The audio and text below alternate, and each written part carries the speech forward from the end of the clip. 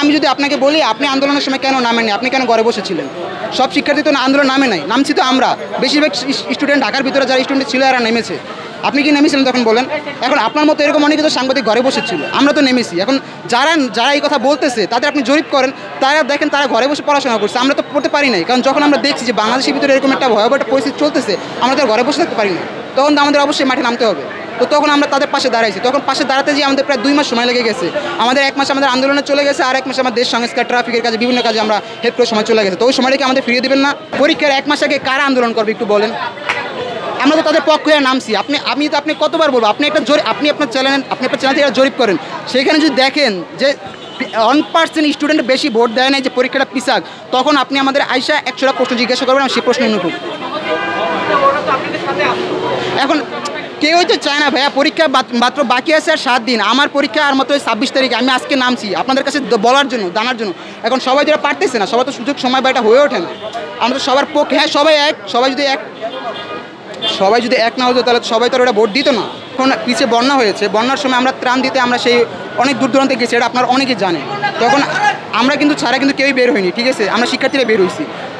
তারপরও গেল কোটা সংস্কার আন্দোলন, সেখানে 24-এর শিক্ষার্থী থেকে, এটা আমি হলক দিয়ে বলতে পারবো, যখন ভার্সিটির ভাইয়েরা যখন আমাদেরকে ডাক দেয় বা তারা আমাদেরকে পাশে থাকার আহ্বান জানায়, তখন আমরা 25 ব্যাচের শিক্ষার্থীরাই তাদের মানে পাশে দাঁড়িয়েছিলাম। কারণ 24 ব্যাচের তখন চলতেছিল পরীক্ষা, তো তারা তো পরীক্ষার ভিতরে অনেকে নামতে দেয়নি। এটা তো একটা মা বাবা তো বলবে যে আপনি বের হবেন না। বন্যা তো হয়েছে আরও 10 মাস আগে। না, মেইন কারণ তো হচ্ছে, হ্যাঁ আচ্ছা না, এখানে মূলত কারণ না, এখানে আপনি বলতে পারেন যে এখানে কারণ কয়টা, আমি আপনাকে সেটা বলতে পারি। এখানে কারণ অনেকগুলো আপনাকে আমি যুক্তিসম্মত দেখাতে পারি, কিন্তু আপনাকে তো আমি প্রধান কারণকে দেখাতে পারি না। প্রধান কারণের বলতে হচ্ছে গিয়ে আপনি যে করোনা, যেটা এটাই হচ্ছে বলেন, করোনার ভিতরে তো কোনো শিক্ষার্থী চায় না, কোনো বাবা মাই চায় না যে তারা পরীক্ষাতে বসুক। আর আপনি কি এটা শিওর দিতে পারবেন যে এই যে পরীক্ষা দিবে তার মাঝে পরীক্ষা বন্ধ হবে না, করোনা বাড়বে না, বা তার ভিতরে কোনো একজন শিক্ষার্থী আক্রান্ত হবে না? আমরা যদি এই যেই কজন নামছি, ঠিক আছে, এই কজনে যদি না নামি, তাহলে তো আমরা আপনার কাছে দাবি জানতে পারছি না।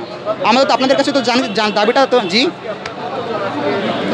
প্রায় আমরা 50 জনের মতো ছিলাম। কিন্তু আমাদের এই ব্যাপারে তো আমরা বলছি, আমাদের শিক্ষক বা তাদের সাথে কথা বলেছিলাম যে দেখুন স্যার বা ম্যাম, আমাদের পরীক্ষার 1 মাস আগে তারা তো এইভাবে আমাদের প্রেশার করতে পারে না, এটা তো কখনো সম্ভব না। আমাদেরও একটা মাথার একটা ক্যাপাসিটি আছে। পরীক্ষা যদি না পিছায় তখন প্রবেশপত্র নিব কিনা বা পরীক্ষা সবাই দিতে বসবি কিনা, এটা হচ্ছে সবার উপর ডিপেন্ড করে। আমার একার কথা তো আর পুরো বাংলাদেশ চলবে না, বা পরীক্ষাটা পিছাবে না বা বন্ধ হবে না, তাই না? সব কিছু মিলে সরকারকে বলতে চাই যে আপনারা এই যে যা হচ্ছে করোনা পরিস্থিতি, তারপর বিগত আমরা পিছিয়ে যে 2 মাস সময়টা ফেলে এসেছি, সেটা তো আমরা ফিরে পাবো না।